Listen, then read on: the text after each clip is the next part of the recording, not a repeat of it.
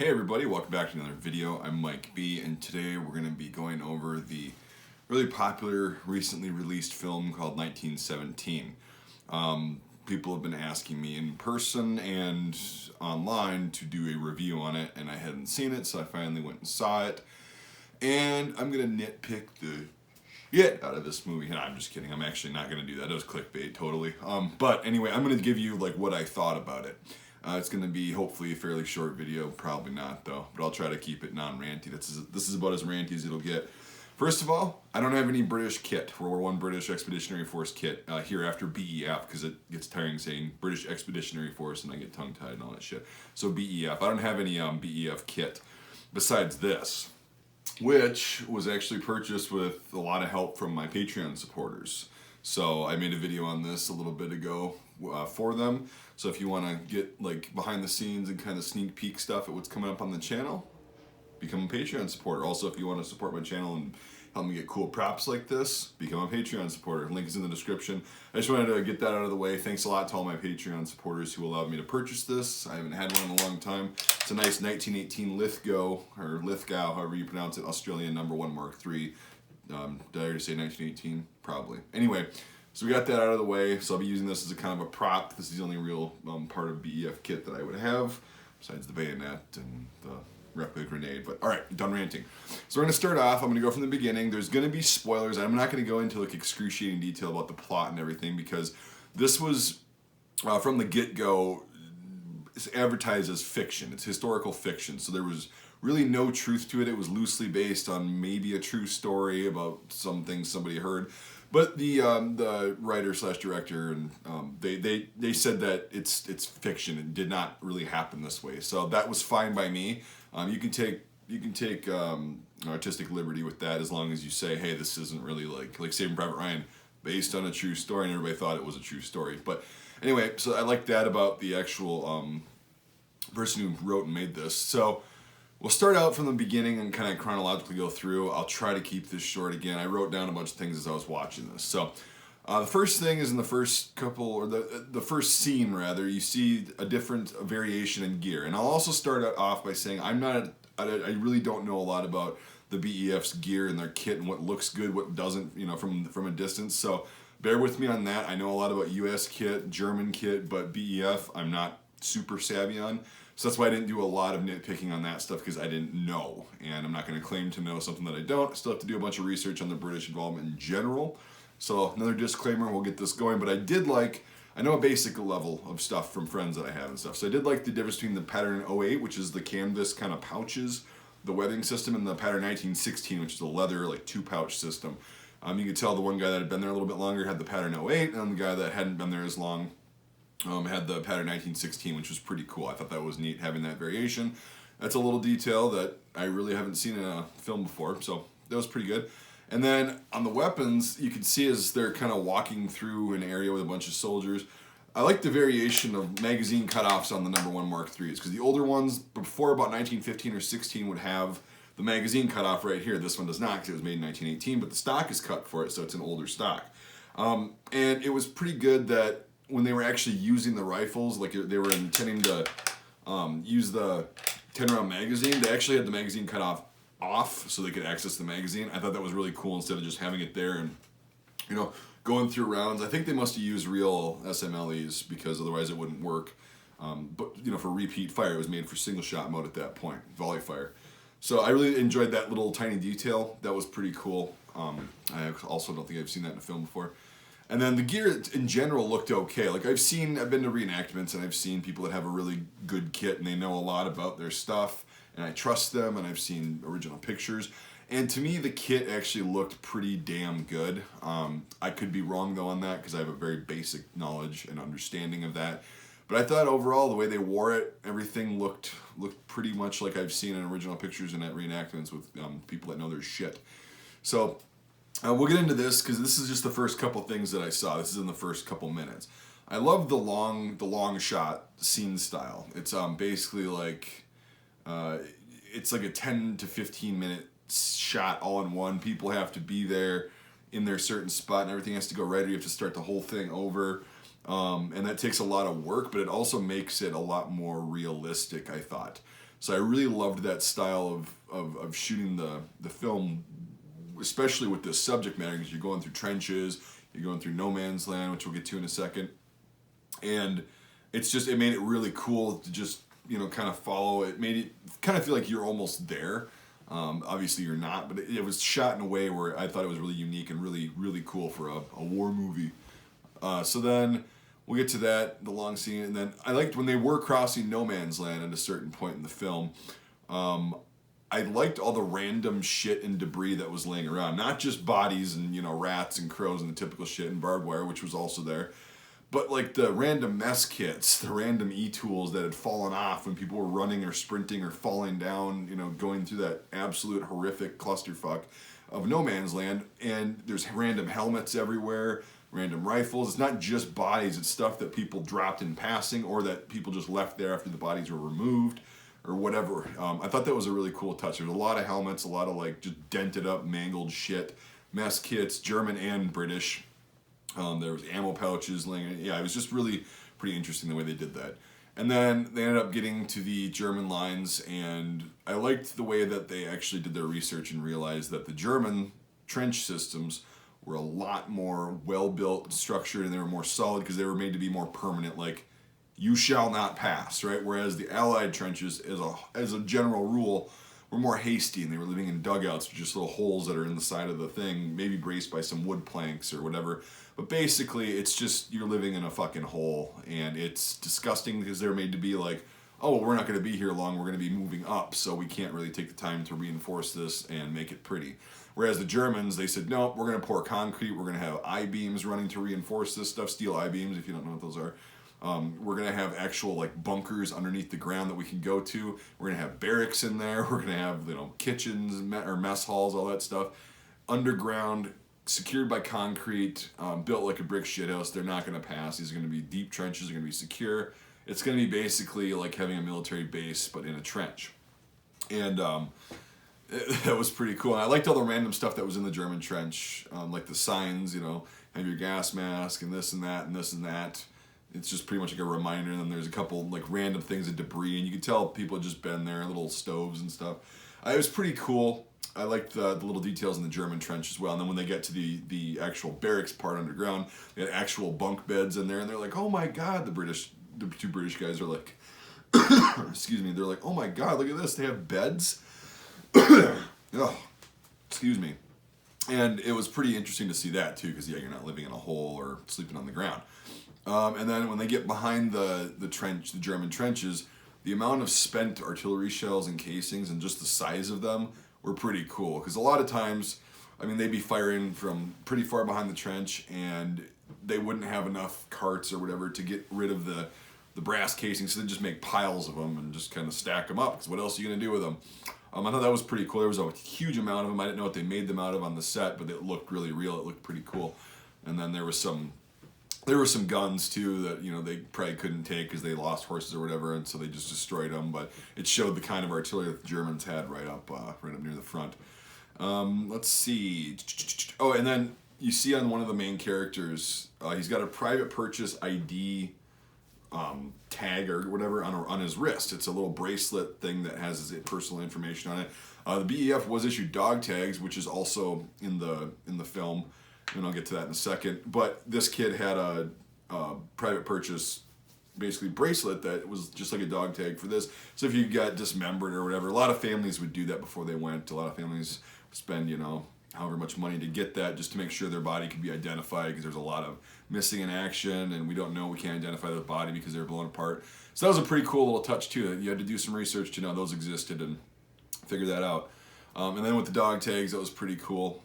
They showed those in a scene, and with that scene, there was a wound, pretty bad one, and it actually looked really real. It kind of made me cringe a little bit, because usually in film it's just a little bit of blood and it just stops bleeding. But if somebody's got a wound like they had in this film, it's gonna be just every time you move, and it's gonna be super painful. And the way they showed it, I didn't say I like it, because I don't like seeing that stuff really. It's just fucking nasty, but it looked pretty real, and that's something that a lot of war movies don't really get right. They just make it, as gory as possible. This was not overdone, it was not underdone, it just looked real, and the blood they kept getting more and more, and the other guy, and then it showed how the other guys really weren't trained medically, and they just were pretty helpless. And then anyway, so that scene that was pretty messed up because of the realistic appearance of it. So, and then another thing is, I get about halfway through the film, I wanted to make sure I got to this point before I made this assumption, and I still held true throughout basically the end of the film. The overall lower age and the fitness level, like the positive fitness level of the actors, even the extras and everything, they looked between the ages of 18 and 25, which is your typical infantryman basically throughout history. And they looked that age. They didn't look like super young, like, oh, they're all 14 years old. No, not all of them were. The average age was like 17 to 24 or something like that, 25. And so they actually had the characters look that age, which is actually pretty good. They didn't look older. They didn't look like they were in their 30s and trying to portray a high schooler like, most war movies do. They're all older guys, and even though they're a private, they're like 35 years old. And it's like, no, these guys, they look pretty good. And then to do the long shot filming style like they did, wearing all your kit, which actually, even if you have it all empty, does have weight to it. Carrying a rifle, having a helmet on, just doing that, and having to run and dodge stuff and walk through certain things, even just moving through no man's land and stuff. You have to be in fairly decent shape. You don't have to be like an Olympic athlete, but you have to be in fairly decent shape, especially with cardio. And most people were back then because life was just a little bit different. People had to work a little bit more, and they didn't have a very sedentary lifestyle. But so that was pretty good. I appreciated that, just a little detail. And then along with the actors, it was pretty cool. I watched this to the end too, because there was one scene where there was an Indian soldier, a colonial soldier. He had a turban on, and he was, he spoke English and everything, but he was wearing a different uniform. It was pretty cool to kind of see that too, because they did fight a lot with the British on the Western Front, and also seeing black soldiers. So the British Expeditionary Force, or BEF, they actually had quite a few black soldiers that were serving with them at the beginning, at the behest of Lord Kitchener, who was kind of a douchebag, but he didn't really like black soldiers. He thought they were going to be inferior and all that stuff, but that just kind of whatever. They were pretty desperate for troops, so, and they had people coming from the Caribbean, South Africa, other African countries to go and serve in the BEF, and they let a lot of them serve. I think there was like 120,000 or so that served with the British Expeditionary Force in some capacity. A lot of them were frontline troops, and they showed that in this film. And there's not too many. There's not like the ratio, because again, 120,000 to a couple million. It's not gonna. You're not gonna have every other guy being black or Indian.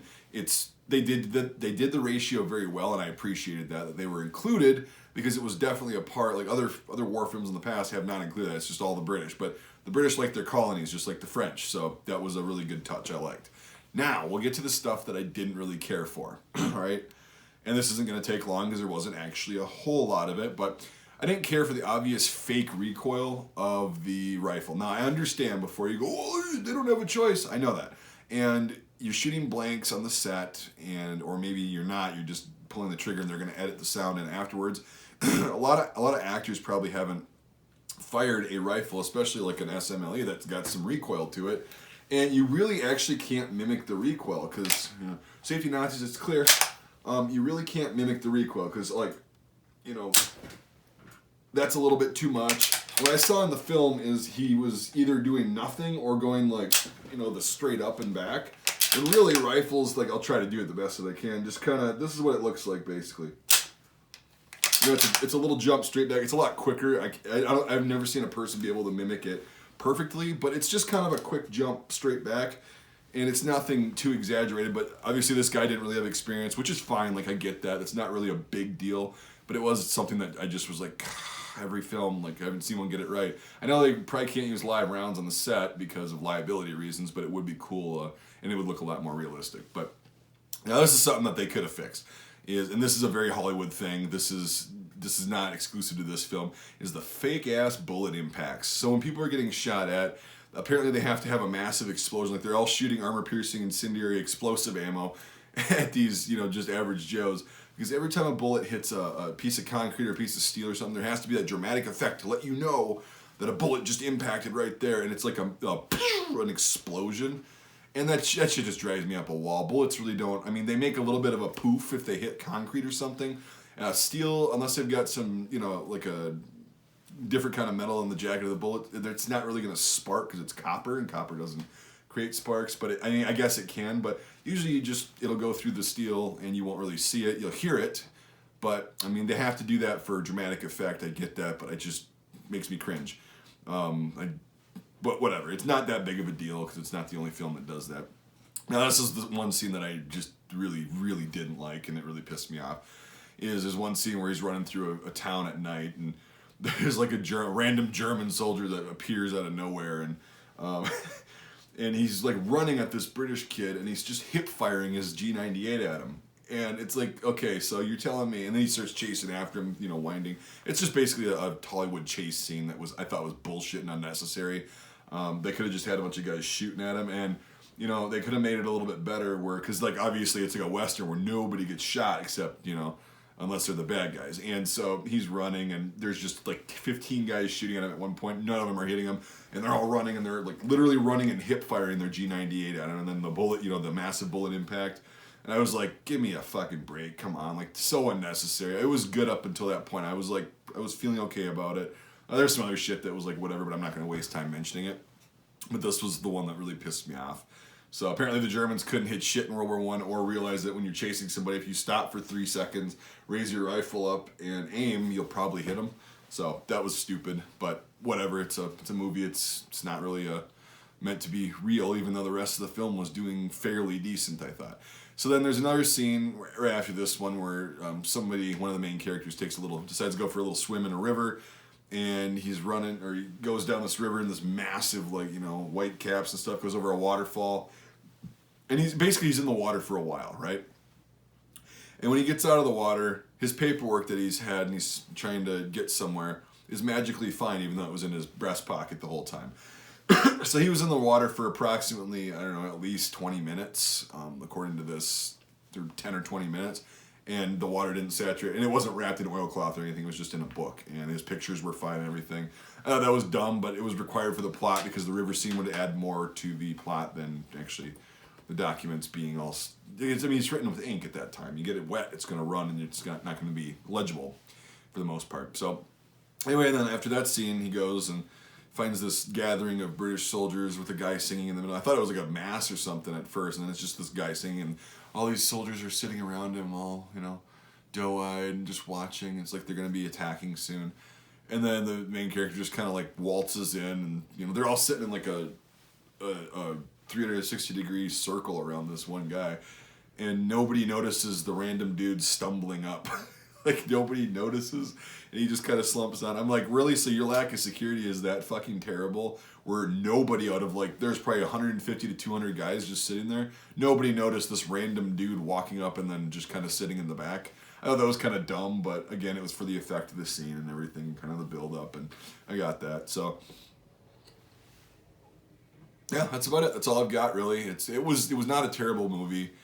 Yes, I would recommend seeing it, but again, it did what it was intended to do. It entertained me.